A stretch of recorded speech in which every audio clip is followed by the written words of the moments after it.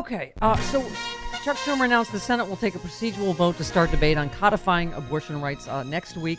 The legislation would codify Roe while also banning requirements some states have put into place related to abortion care, such as waiting periods, mandatory doctor's visits, etc. Susan Collins has already said she would vote no. In answer to my question yesterday, if she's so concerned that all these justices lied to her, will she do something? The answer would be no. She's useless. She's useless. Collins and Murkowski have their own proposal to codify Roe. Their bill would prohibit states from imposing an undue burden on the ability of a woman to choose to terminate a pregnancy pre-viability, but also allows states to keep other restrictions in place. I mean, here we go again. Like, how much do we have to compromise to try to get a bill that then they're not going to vote for anyway? Right. It's like, okay, so what if we went with their bill? And who knows what Manchin's ever going to do, Then, right? if they're going to do that, if that's what they want to do, they need to bring 10 Republicans to the table who are ready to vote yes on that so we can get it past the filibuster. Right. If they can do that, fine. Otherwise, let's go with ours. Right. So the new version of this is a new version. It's called the Women's Health Protection Act. It's a new version of the bill. It's the same as the old version, except it does not include the legislative findings, a non-binding part of the bill that gives important context and intentions regarding the proposed legislation. So obviously, pro-choice advocates are not happy about that. But here we go with the legislative sausage making, because you're like, we have to stop this somehow. We have to, and quickly. Right. Right. And that's the thing. But you're going, is any version of this going to get enough votes? I mean, will Murkowski and what's her name? Collins. Help us end the filibuster then. You know, if you really feel as strongly as you say you do about women's choice, like I don't know what the answer is. That's way above my pay grade, all this legislative sausage making.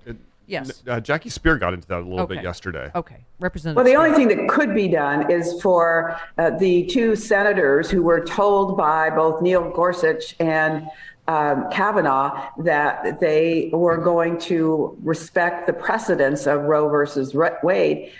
Their votes were contingent, ostensibly, on That's Lisa Murkowski, of course, and Susan Collins. Sorry to interrupt you. Correct.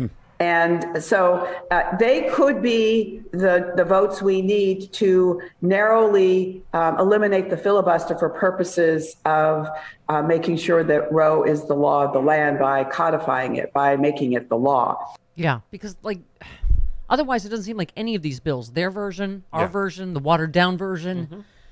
It's just okay. We've got to get. Listen, you know what would help is a Sexy Liberal Save Democracy tour, which might just save democracy at the last moment. Yeah. October 22nd, Saban Theater here in Los Angeles. Brilliant transition. We've got to get. It's got to be a blue tsunami. Yeah. We've got to get the half the country that doesn't vote to vote. What? The Blue Tsunami was 28. Well, that was two tours ago. I can't keep track. This one really is the last one if we don't save democracy. That's why it's the Save Democracy tour. Yes. Okay. Tickets available now at sexyliberal.com. Thank you. Denise in Long Island. That's why I'm wearing the Sexy Liberal t-shirt. Hello, Denise. Hi. I just want to say we have to change the Republican or politicians' message from the right to life or anti-abortion and call it what it is, how we can control women. Because these people, they don't care about a baby once it's born. There is no help for these women offering social programs. And these people are for the death penalty. Yeah, absolutely. Mrs. Martin Sheen, Janet, my good friend, emailed me yesterday and said we should ban sex, not abortion. And I just wrote back with a big fist, Lysistrata! I mean, I'm leading the way by not having sex with men. I'm just saying, ladies, I could use a little help here. Sure, it's not a sacrifice on my part, being a big les. But if I can do it, if I can resist the temptation, you can. So you raised the fist? So fisting would be a good substitute? instead of sex with men. Okay. So you and Josh Hawley? Right. Noted fisting aficionado. Oh my yaya. Oh my yaya. Oh my yaya. Oh my yaya. That's what Masson Cawthorn said. I mentioned this earlier, but remember in a time when this might have been a big story? That Trump wanted to bomb Mexico? Yeah, that. Okay. Oh, that little thing. Oh, there's a whole lot of stuff that's wrong with this story. Cute. All of these they waited to sell a book. Yeah. Oh my God. Oh my yaya. Oh my yaya. yaya. Oh. That's the next book needs to be, oh my yaya. The forthcoming book by Trump-era Secretary of Defense Mark Esper reveals a discussion of attacking Mexico. Asked Mark Esper, his defense secretary, about the possibility of launching missiles into Mexico to destroy the drug labs and wipe out the cartels, maintaining that the United States' involvement in a strike against its southern neighbor could be kept secret. How? God. The same way he does everything by lying. Wait for it. Hang on. Would it be kept secret? These remarkable discussions in 2020 were among several moments when Mr. Esper described in the book A Sacred Oath as leaving him all but speechless when he served the 45th. Right, well, that might have been a good time to speak, not be speechless. Maybe, Speechless until it came time to write a book and make some money from it. The book says Trump asked at least twice if the military, quote, could shoot missiles into Mexico to destroy the drug labs. Mr. Esper also had concerns about speculation that the president might misuse the military around Election Day, for instance, by having them seize ballot boxes. He warned subordinates to be on the alert for unusual calls from the White House in the lead up to the election. He describes an administration completely overtaken by concerns about Trump's reelection, with every decision tethered to that initiative. Okay, here's the secret part. When Mr. Esper raised various objections, Mr. Trump said we could just shoot some Patriot missiles and take out the labs quietly, adding that contrails. Trump Tell where they're coming from. Would just say that the United States had not conducted the strike. Mr. Esper recounts, writing that he would have thought it was a joke had he not been staring Mr. Trump in the face.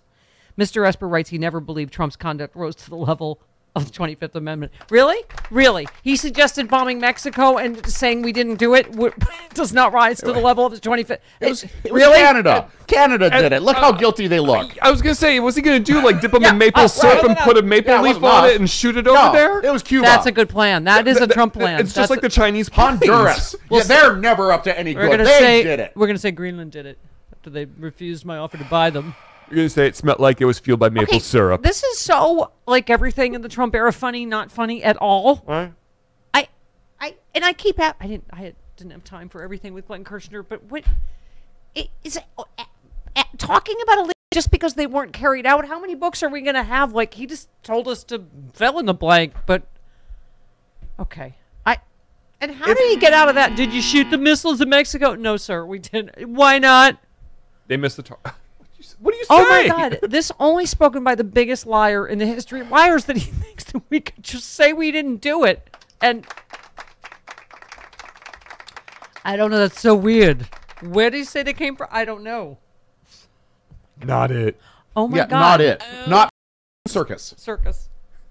Yes, little character, not me, running around shooting off Patriot missiles. Right, not me. And then comedy music ensues. It was Son of Entity. Yes. Not me. Laugh track. Okay. Oh. Wow. All right. Well, let's just let that digest for a moment. Have I mentioned I started taking Prevacid again this week? Oh, did you? I haven't had acid reflux in years, but this week was made for acid reflux. Yeah. Okay. Greg in Ohio. Hello, Greg. Good morning. Good morning. This is Greg from Ohio, the official 50 Shades of Greg of the Stephanie Miller Show. Oh, goodness. The official what? 50 Shades of Grey. Oh, okay. Go on. I wanted to find out why the Democratic Party isn't having annual conventions so that way we can muster around some kind of message and build enthusiasm. Well, we only need to. Conventions are every 4 years. Yeah, they're to nominate a candidate, and we only need to nominate one every 4 years. I mean, more like what the Republicans do with CPAC. They're not nominating anybody. They're just going around. We have Netroots. I guess, yeah, we do Netroots, I guess. Yeah, Netroots is pretty much the same thing as CPAC on their side. Yeah, without the crazy people and the golden statues of Trump. It's not quite the carnival. Yeah, here's the difference. We're not in a cult. We don't have Biden signs in our yards and all year for after he's already been elected in a landslide. We did our job. We don't walk around. We don't make golden idols to Biden. We don't pledge loyalty to Biden. Thank you, Darren in Texas. Hello. Hello, Darren. I hear him. I hear him breathing. Mike in Chicago. Let's try you. Hi, Mike. Hey, Steph. Hey. So yesterday, I don't know if anyone heard or not, Louisiana advanced a bill in their House stating that anyone who has an abortion could be prosecuted for murder, including the doctor. Yep. And so it's going to be a trigger bill. The minute Roe is overturned, that law goes into effect. Yeah. And here's my thing. In 2021, Ed Markey and Jerry Nadler introduced a bill proposing to expand the Supreme Court, and Nancy stated she wouldn't entertain the idea and wouldn't bring it to the floor. This is the problem. If we have 90% Dems in Congress, but leadership that won't bring bills to the floor... Wait, I'm sorry. Which bill are you talking about, Darren? Louisiana? Or Mike, sorry. Yeah, in Louisiana. They advanced the bill. No, I got it. But what bill are you talking about Nancy Pelosi bringing to the floor? Oh, no, Ed Markey and Jerry Nadler introduced a bill proposing to expand the Supreme Court in 2021. Oh, yeah. Well, I mean, maybe now. That's what I'm hoping. And, I hate to say it, but listen, isn't it the perfect example? Republicans don't care that 70% of the American people don't want Roe v. Wade overturned. And here's new polling showing 55% of Americans do want us to expand the Supreme Court. So Democrats, as usual, you have the public on your side. Yeah. You have the majority. It's like 30-something that doesn't want it expanded. Mm-hmm. You have the public on your side now, particularly in light of this thing that has just happened. So do it. Go for it. Republicans could care less. I think it was Dick Cheney. Remember they talked about the percentage of Americans against the Iraq war, and he goes, so? Yeah. They don't care. They don't give up what you want.